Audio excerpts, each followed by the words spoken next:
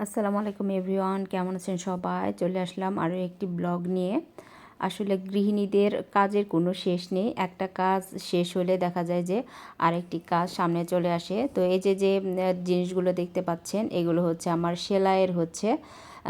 সেলাইয়ের কাপড়ের যে টুকরো কাপড়গুলো বেঁচে থাকে, তো সেইগুলো হচ্ছে আমি বস্তায় ভরে রেখে দিছি। এগুলো হচ্ছে আমার অনেক কাজে লাগে ড্রেস বানানোর ক্ষেত্রে। তো ওইগুলো হচ্ছে আজকে আমি পরিষ্কার করে তারপরে একটি ঝুড়িতে রেখে দেব। তো সবগুলোই আমি এক এক করে বের করে তারপরে রেখে দেব। এগুলো 4 পিসের যে জর্জেটের যে কাপড়গুলো থাকে, অর্থাৎ বাটারফ্লাইয়ের যে কাপড়গুলো থাকে, ওইগুলাই আমি আলাদা করে রেখে দিই, কারণ এগুলো আমার অনেক কাজে লাগে। আমার প্রত্যেকটা ড্রেস মূলত আমি এগুলা দিয়ে তৈরি করি। দেখা যায় যে কামিজ বানানোর ক্ষেত্রে দেখা যায় যে কামিজের সাইড দিয়ে কাপড়টা খুব বেশি কুঁচকে যায়। তো আমি যদি বাটারফ্লাই কাপড় ওইখানে যদি ইউজ করি, কিংবা যে পাকিস্তানের যে ড্রেসগুলো থাকে ওই স্টাইলে যদি আমি ড্রেসগুলো বানাই, তাহলে দেখা যায় যে আমার ড্রেস অনেক দিন ভালো থাকে।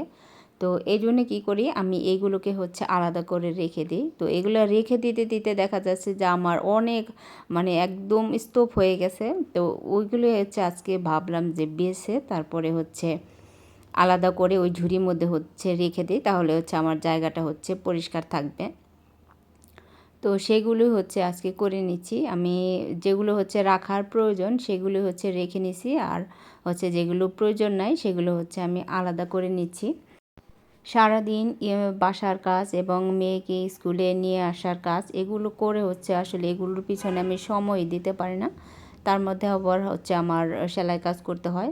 তো দিনের বেশিরভাগ সময় দেখা যায় যে আমার সেলাই কাজই বেশি সময় দিতে হয়।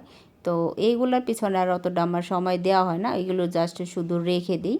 তো আজকে ভাবলাম, আজকে যেহেতু একটু সময় পেয়েছি, তো এইগুলো গুছিয়ে তারপরে সুন্দর করে রেখে দিই।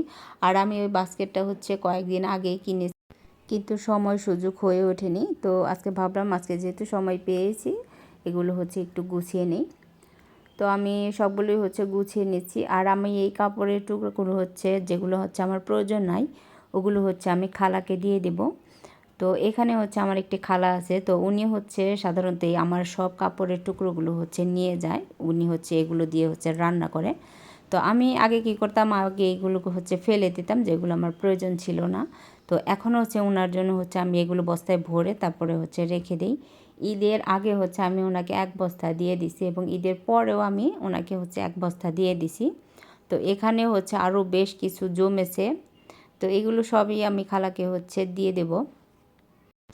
আসলে সংসারে কাজের পাশাপাশি প্রত্যেকটা মেয়েরই আমার মনে হয় কিছু না কিছু আসলে করা দরকার। তার মধ্যে ঘরে বসে সেলাই কাজটাই বেস্ট, আমি যেটা মনে করি। সেলাই কাজ পারলেই যে আপনাকে শুধু ইনকাম করতে হবে, বিষয়টা এমনও নয়। আপনি নিজের ড্রেসও যদি তৈরি করেন, তাহলে কিন্তু আপনার অনেক টাকা সেভ হয়। আমি সেলাই কাজটা শিখেছি 2016 সালে। তো সেলাই কাজ শেখার পর থেকে এ পর্যন্ত আমি একটা ড্রেসও কিন্তু বাহিরে বানাই নাই। দামি কম দামি প্রত্যেকটা ড্রেসই আমি নিজেই বানাই। আমার মেয়ের ড্রেস এবং কি আমার হাজব্যান্ডের পাঞ্জাবি, শার্ট, এগুলো আমি নিজেই বানাই। আর সবচেয়ে বড় কথা সেলাই কাজ আমার সবচাইতে পছন্দের একটি কাজ। এই কাজটা করতে আমার খুবই ভালো লাগে।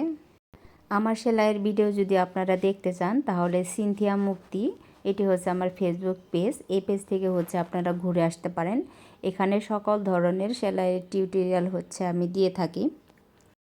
আপনাদের যদি আমার ভিডিওটি ভালো লাগে, আমার ভিডিওটিকে অবশ্যই একটি লাইক দিয়ে দিবেন, এবং আমার পেজে যদি আপনি নতুন হয়ে থাকেন, তাহলে অবশ্যই আমার পেজটিকে সাবস্ক্রাইব করে দিবেন, এবং পাশে থাকা বেল আইকনটি ক্লিক করে দিবেন। তাহলে আমি যে কোনো ভিডিও দেওয়ার সাথে সাথে যেন আপনার কাছে নোটিফিকেশনটা চলে যায়। তো এখানে আমি কাপড় রাখার সাথে সাথে যেহেতু ঝুড়িটা অনেক বড়, তো ভাবলাম এখানে প্রথমে আমি কাপড়গুলো রেখেছি, তারপরে ভাবলাম যে আমি সুতাগুলো রাখি, কারণ সুতাগুলো আমি এই ঝুড়িতে প্রথমে রেখেছিলাম, কিন্তু এখানে সুতাগুলো বেশি এলোমেলো হয়ে যায়। তো তার জন্য ভাবলাম যে উপরে আমি সুতাগুলো রেখে দিই, তাহলে একদম সেফ থাকবে।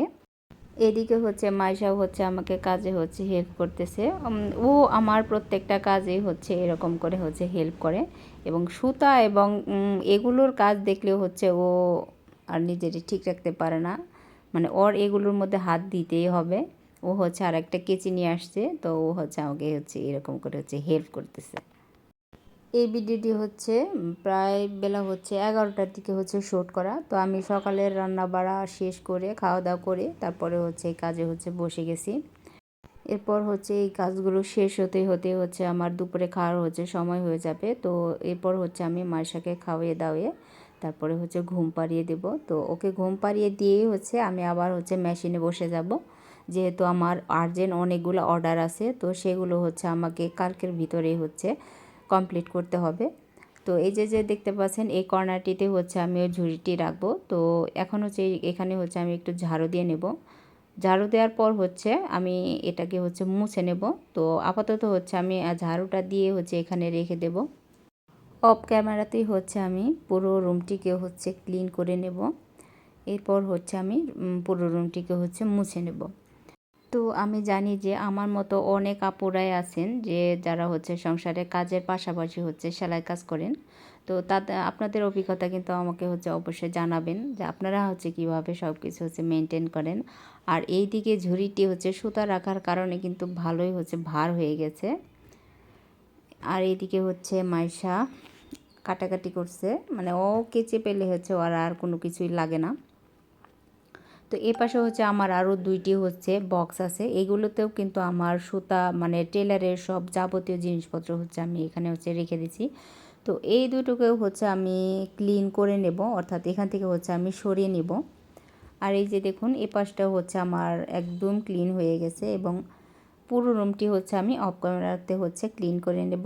সে পর্যন্ত ভালো থাকবেন। আল্লাহ হাফেজ।